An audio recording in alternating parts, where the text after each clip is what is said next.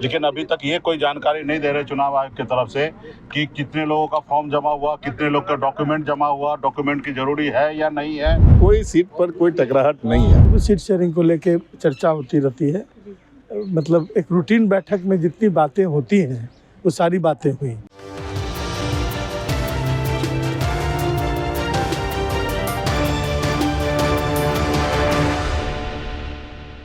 आदाब, नमस्कार। मैं हूं अजरा और आप देख रहे हैं मंथन टुडे। इस वक्त हम तेजस्वी यादव के आवास के पास है। जी हां, आपको बता दें कि आज 5वां बैठक था महागठबंधन का और लगातार 5 घंटे से लगातार ये मीटिंग चल रही है। आइए क्या कुछ कहते हैं नेता प्रतिपक्ष तेजस्वी यादव और उनके तमाम घटक दल के नेता, आइए आपको सुनाते हैं। सीट शेयरिंग को लेकर आप क्या कहना चाहेंगे? नहीं, सीट शेयरिंग को लेकर के सभी बातें हो रही है। जब फाइनल हो जाएगा आपको पता चल जाएगा, लेकिन कोई सीट पर कोई टकराहट नहीं है। कांग्रेस और राजद में कोई टकराहट नहीं है। जो सीट दीजिएगा कांग्रेस को वो ले लेंगे। नहीं, कोई टकराहट है ही नहीं। किसी को देना नहीं है, किसी को लेना है। मिल बैठ करके तय करना है। आज किस चीज पे बैठक थी? एक रूटीन बैठक थी इंडिया गठबंधन के समन्वय समिति की और उप समितियों की बैठक थी। सीट शेयरिंग को लेके थोड़ा बताइए। नहीं, सब सीट शेयरिंग को लेके चर्चा होती रहती है। मतलब एक रूटीन बैठक में जितनी बातें होती हैं वो सारी बातें हुई, जो जरूरी नहीं है कि बाहर बताया जाए। जब कंक्लूड हो जाएगा तो फिर उसके बाद आप पर के पास 5-6 घंटा बैठक चला है। कुछ अहम मुद्दा ऐसा नहीं, कोई एक विषय पर नहीं चला है, कई विषय थे इस पर चला है। समसामयिक राजनीतिक स्थितियों की चर्चा हुई, उन विषयों पर सब चला है।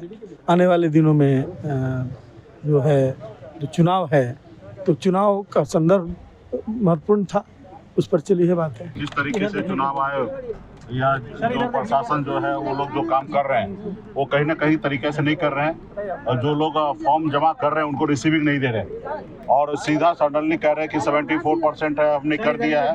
लेकिन अभी तक ये कोई जानकारी नहीं दे रहे चुनाव आयोग की तरफ से कि कितने लोगों का फॉर्म जमा हुआ, कितने लोग का डॉक्यूमेंट जमा हुआ, डॉक्यूमेंट की जरूरी है या नहीं है। तो ये जो और फिर आपत्ति कल जाके अगर उनका नाम ही अगर लिस्ट में नहीं आएगा तो कहीं ना कहीं तो ये वो अगला कोई दावेदारी नहीं पेश कर सकता कि हमने पेपर जमा किया है।